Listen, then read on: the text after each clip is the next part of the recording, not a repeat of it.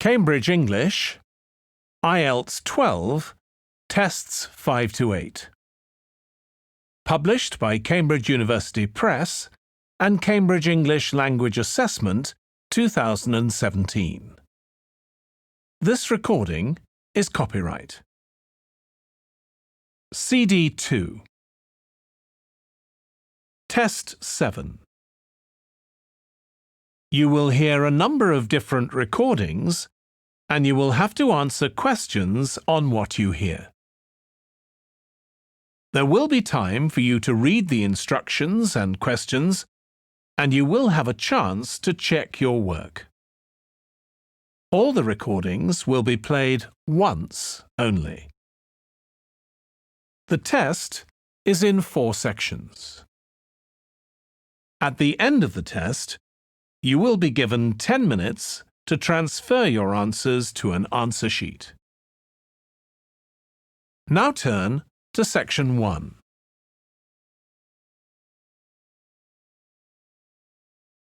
Section 1. You will hear a man telephoning a friend to find out about their local public library. First, you have some time to look at questions 1 to 4.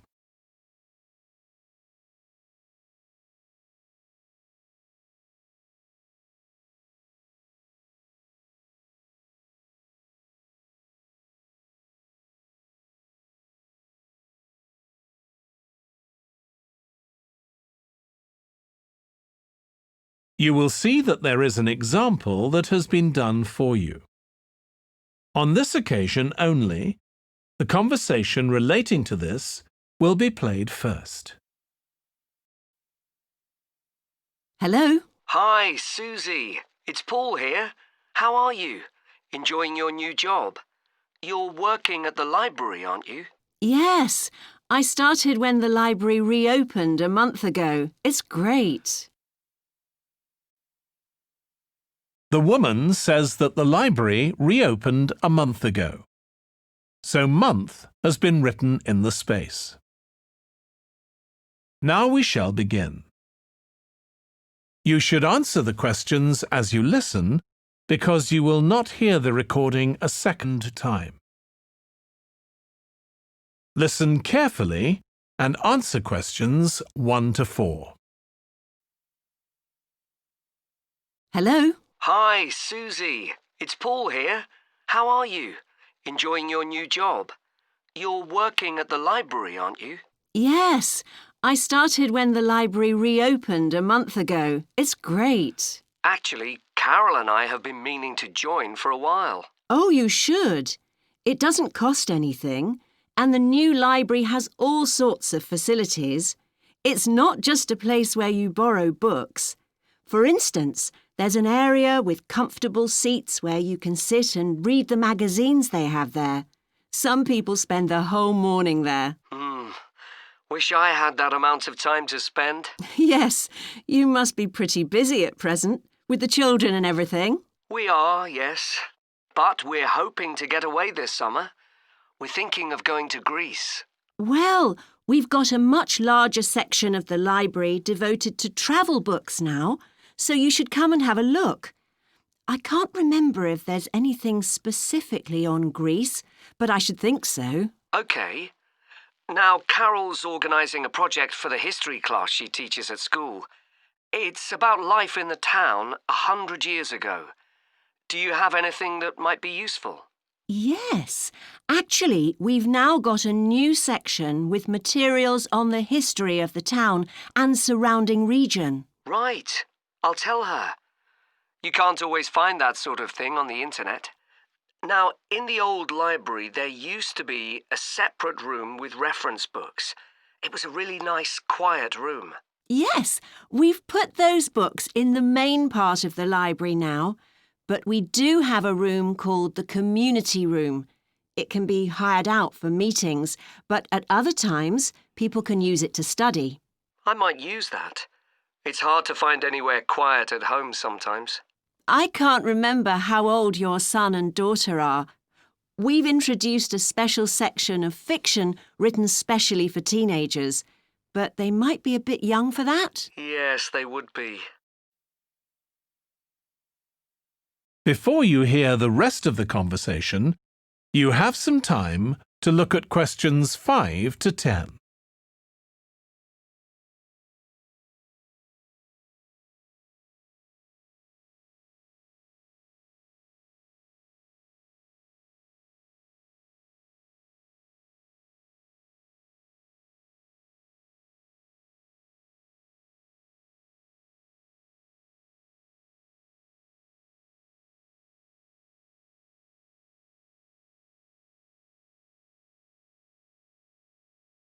Now listen and answer questions 5 to 10. Well, we do have lots of activities for younger children. Yes? For example, we have a science club. At the next meeting, they're going to be doing experiments with stuff that everyone has in the kitchen, sugar and flour and so on. They might be interested, yes. And we have a competition for children called Reading Challenge. That doesn't begin until after the end of term.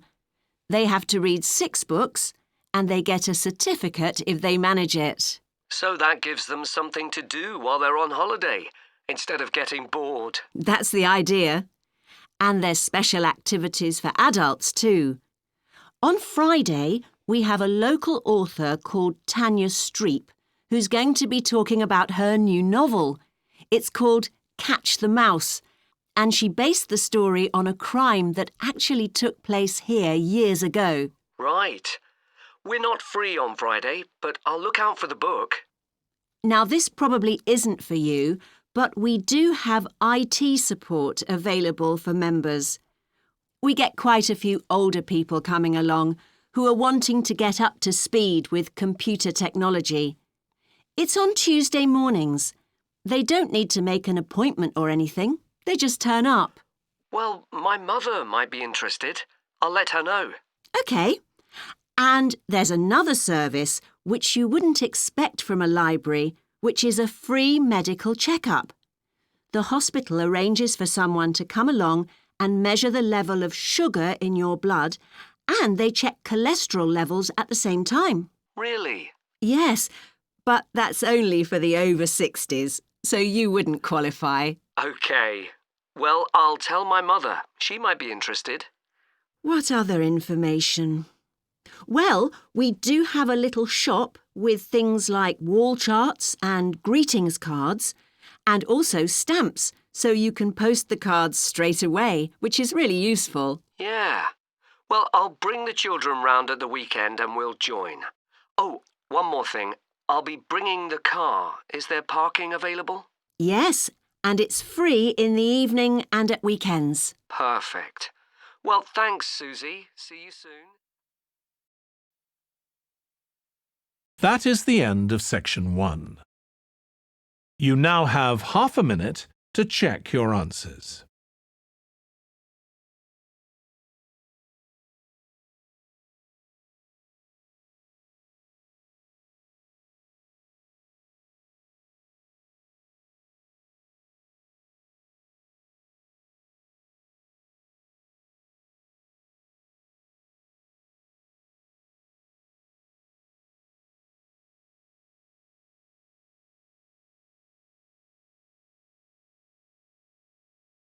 Now turn to section 2.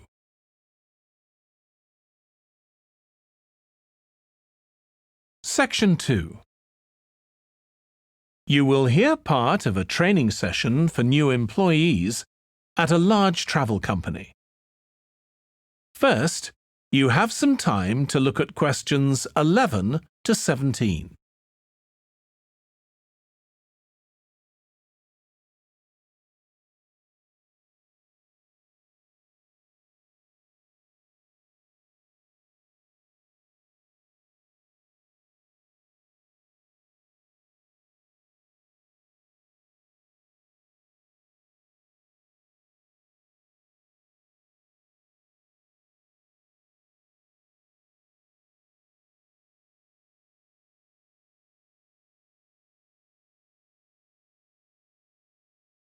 Now listen carefully and answer questions 11 to 17. In this session in your training day, we're going to look at some of the more specialized holidays we offer at BC Travel. Now, the travel business is very competitive, and it's important to be aware of how the market's changing and developing. In terms of age groups, the over 65s are an important market, and one that's increasing steadily year on year.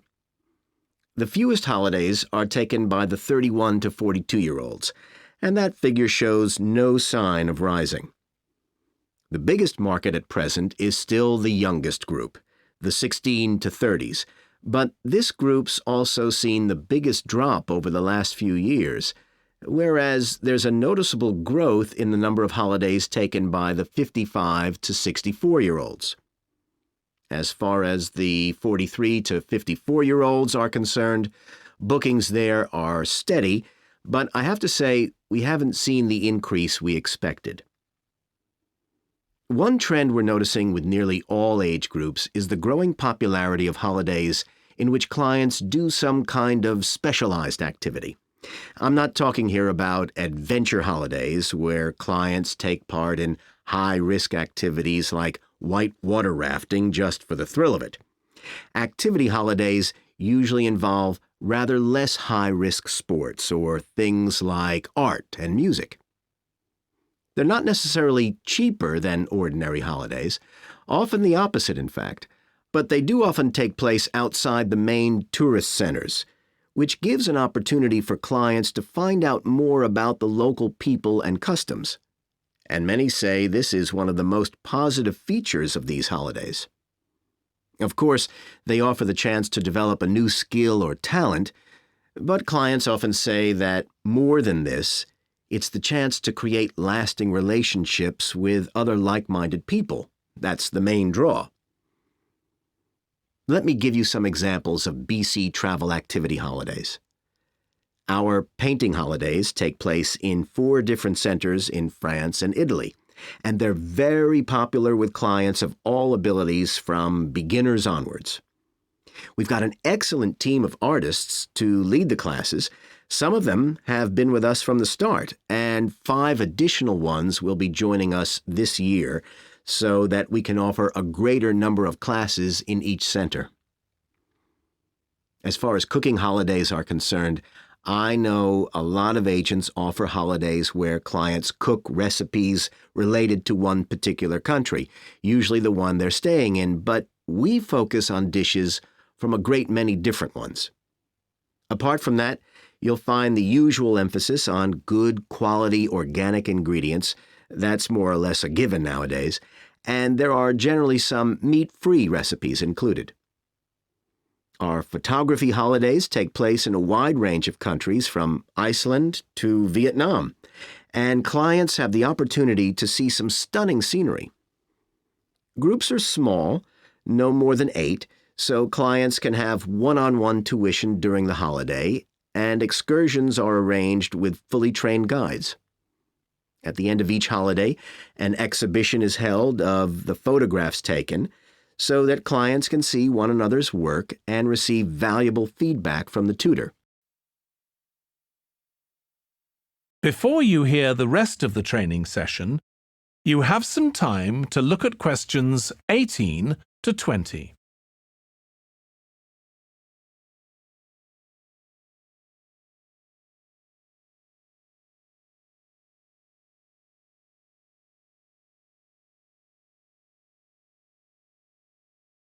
Now listen and answer questions 18 to 20. Finally, let me tell you about our fitness holidays. In Ireland and Italy, we run one-week general fitness classes for all ages and levels of fitness. Clients start the course with a consultation with a trainer, and together they draw up an individual program. As well as improving general fitness, clients find that they end up losing much of the stress they've built up in their daily lives. In Greece, we have a 2-week holiday for clients who want to do something about their weight. This has all the features you'd expect, like a personalized diet program, but one of its most popular features is that the exercise classes are all held on the beach. People say it's far preferable to being in a gym. Finally, we offer several holidays in Morocco. One very popular one is the mountain biking holiday. Bikes are provided, and there are different routes according to people's ability. We offer one which is tailored to the needs of families, which is particularly popular. Okay, so that's about all the time I have today, so thank you very much. That is the end of section 2. You now have half a minute to check your answers.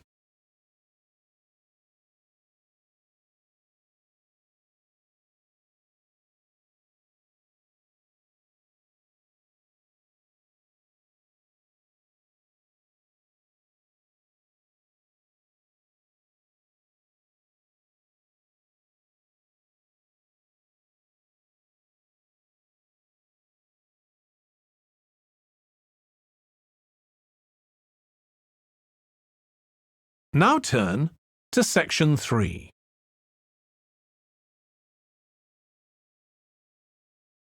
Section 3.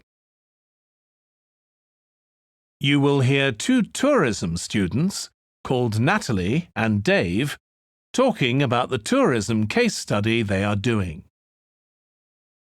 First, you have some time to look at questions 21 to 26.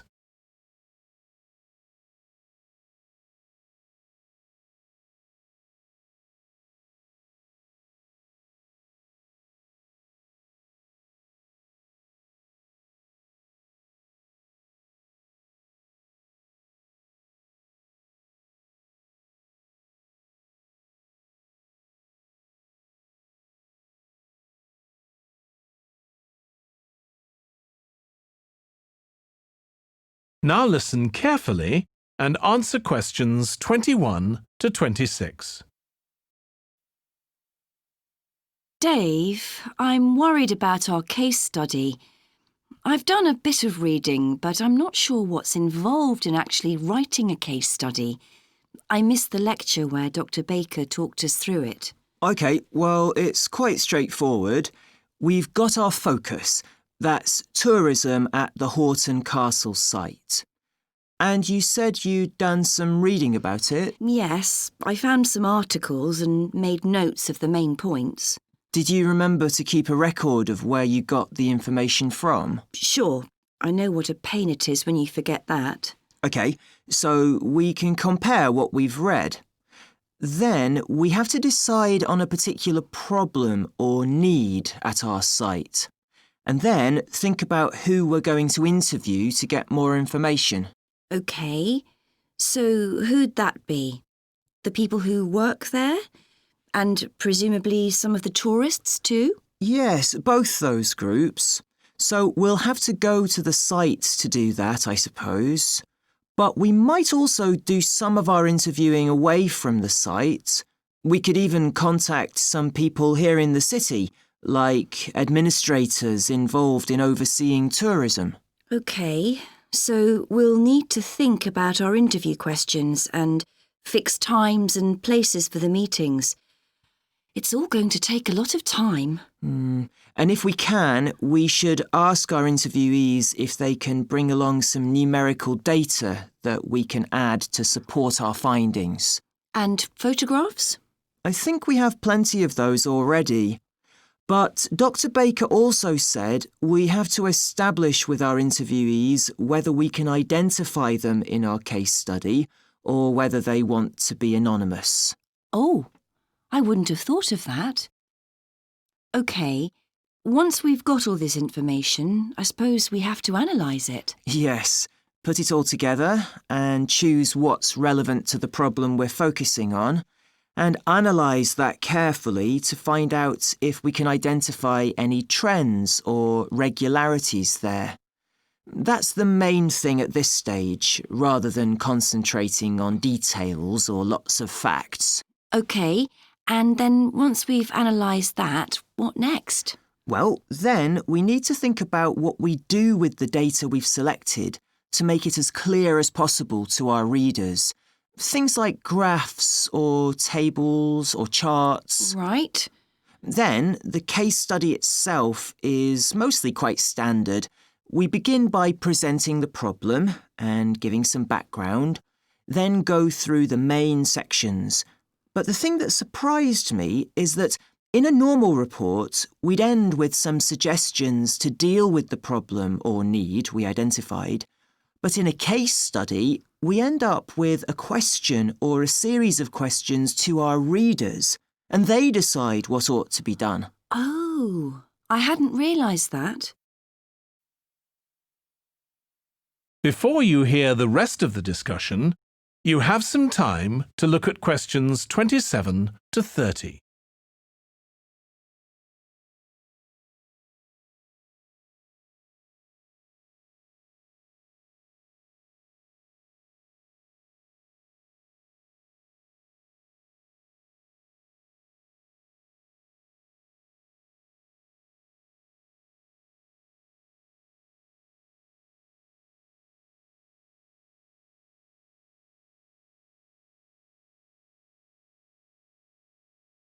Now listen and answer questions 27 to 30.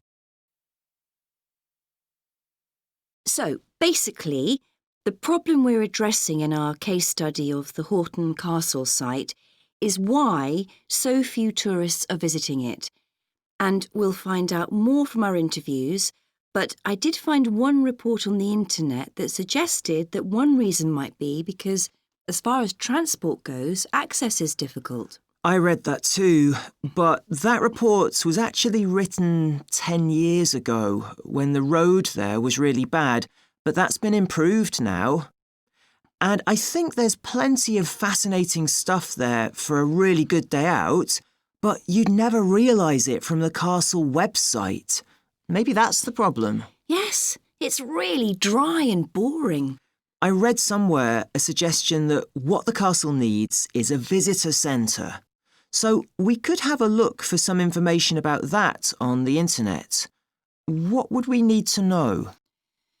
Well, who'd use it for a start? It'd be good to know what categories the visitors fell into too, like school parties or retired people. But I think we'd have to talk to staff to get that information.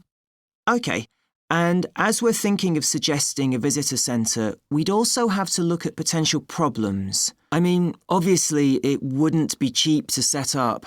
No, but it could be a really good investment. And as it's on a historical site, it'd need to get special planning permission, I expect.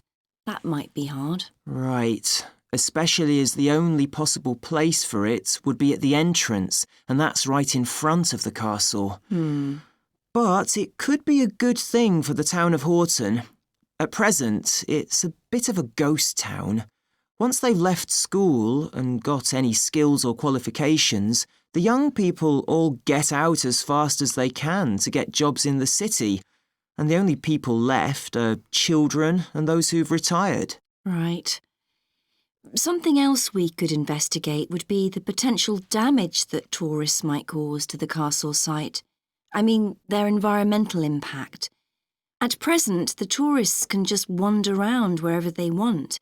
But if numbers increase, there might have to be some restrictions, like sticking to marked ways. And there'd need to be guides and wardens around to make sure these are enforced. Yes, we could look at that too. OK, well, we've certainly managed... That is the end of section 3. You now have half a minute to check your answers.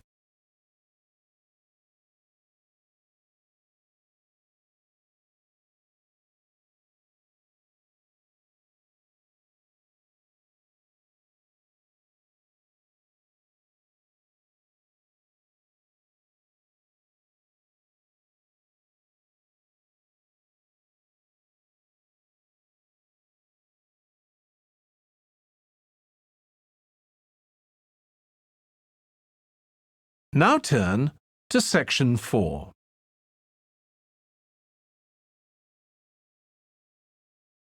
Section 4. You will hear a lecturer on an environmental studies course discussing how birds are affected by environmental change. First, you have some time to look at questions 31 to 40.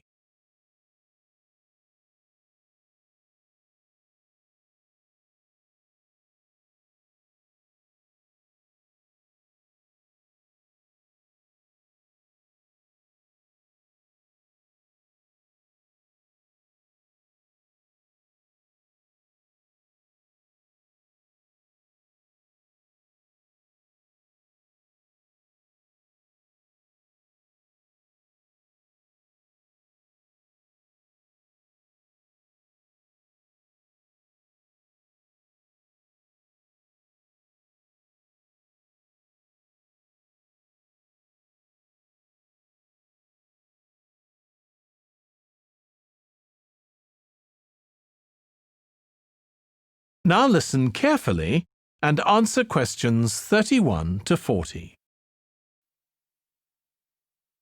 OK, so we've been looking at how man-made changes in our environment can affect wildlife. Now, I'll discuss a particular example. Let's take a look at mercury. Mercury's one of the 120 or so elements that make up all matter, and it has the symbol Hg. It's a shiny, silvery substance. You may have seen it in old-fashioned thermometers, but it's not used much for domestic purposes now because it's highly toxic.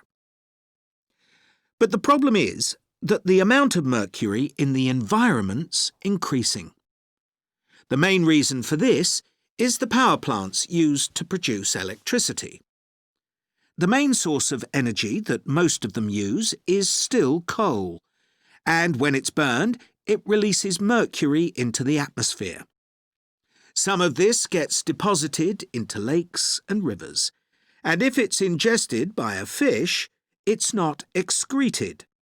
It stays in the fish's body, and it enters the food chain. So, it's been known for some time that birds which eat fish may be affected.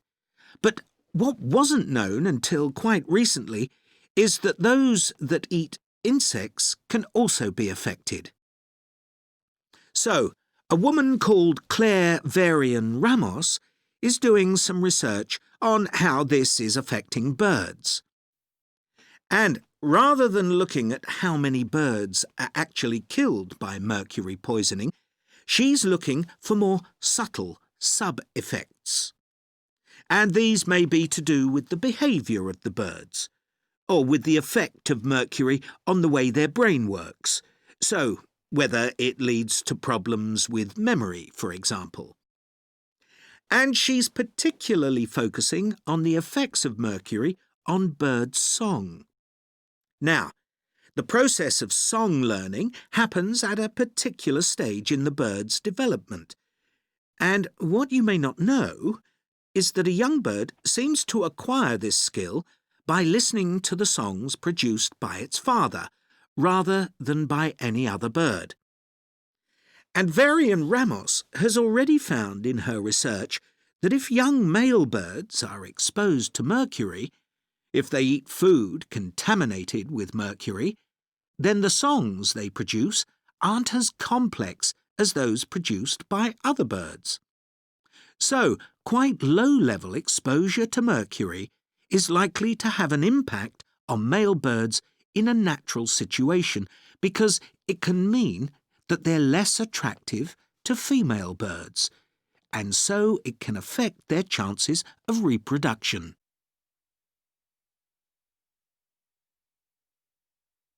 Now, the way she's carrying out this research is worth thinking about. She's using a mixture of studies, using birds kept in laboratories and studies carried out outdoors in the wild. The lab-based studies have the advantage that you don't get all the variables you would in a natural setting.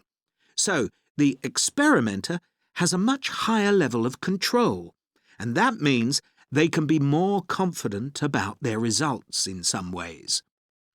And of course, they don't have to worry about going out and finding the birds in order to observe them. So, what are the implications here for humans? Well, because many birds are migratory, they may be transporting mercury far from contaminated sites. For example, it's been found that ducks who'd been feeding at a contaminated site were later shot by hunters over 1,000 kilometres away and presumably eaten. But these birds likely had mercury levels high enough to warrant concern for human consumption.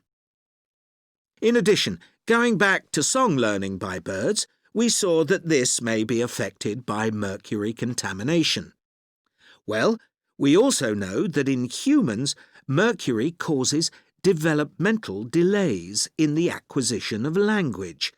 And in fact, this process is very similar in the brain regions it involves, and even the genes that are involved.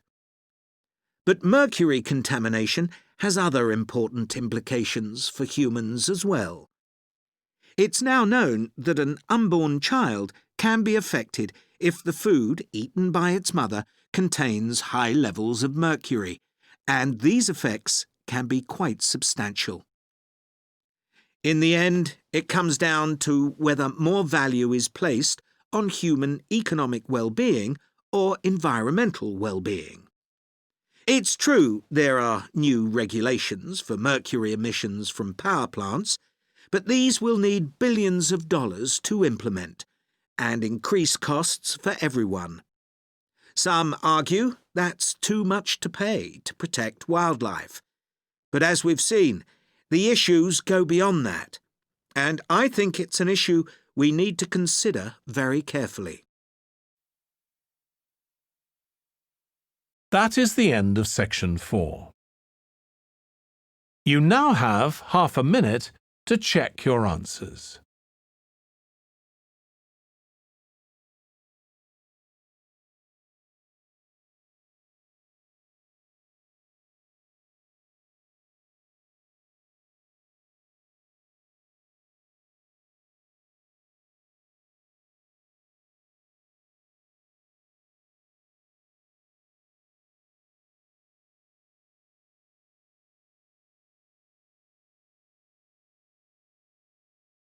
That is the end of the listening test. In the IELTS test, you would now have 10 minutes to transfer your answers to the answer sheet.